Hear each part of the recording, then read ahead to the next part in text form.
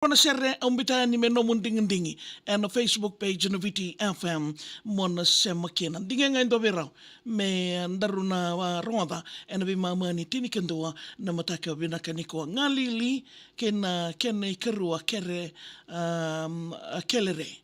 Abi kemnina samatik mani singa binakanida ya. Kongona nondaru Serekali Namaki mai dingo mi rasar taltinga en mataka binakaniko. Nabunga lib sartal nga nanti kita to mani VitiFM na Vakavuvuli Meli Vuda nabunga lib sartal nga Serekali mai dingo mi rotiko en mataka niko bikini nindodomo. Rekita kinawanga nindodomo ngo tabodi wasa me bagandita kinai toso. Au lenga taka ni senga nongo kamba sini soko.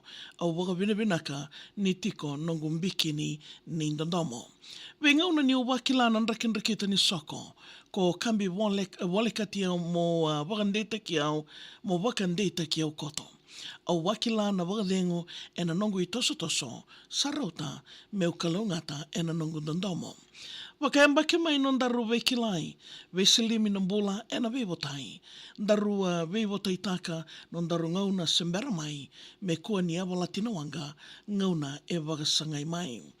Bola ni matabo wale e mbudi ni taki, e rana luben daru non da susungi kalomani, ni saira na soli mailangi, merna tangomaki, karoni, ka waka marangeti taki.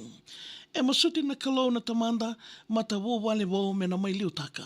Tarana baga nui endela ni watu ka senga ni awala sio wunida me kua ni sika motea. Dondomongo tamangu ke tinangu au sambiu ti rokena. I waga tike wo rua sanga wulu ka wa e mai waga ndeitaka. Me o kambita na utingo me ke raundua mbaukena ko mate me nangai mai tinia na nongundina. We kemni nongo I dhamba dhaura woke nongo ne lewa, wakandeitaki na vekilai me kaukaua. Ta tauna ki wana kalau me wakandeitaka me soko marabo na wanga ena kena wasa. Nongo Serekali me sa maitini. Au ngandrewa me rongodi ena nonda viti. Nongo bikini ni ndomo au me Serekali taka ni sai iko nongo nduambao ena vesinga ni mataka.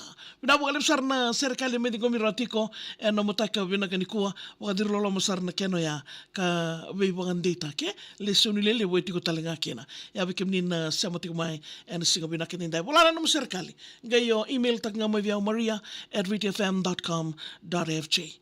Ngono di goma kina be mama ni diwa moni tikena boromboka koni ngoli dabang gorsar talanga ni rongondi karatal nga ni nangay rongoda tika ni na Facebook page na VitiFM and mataka vinaka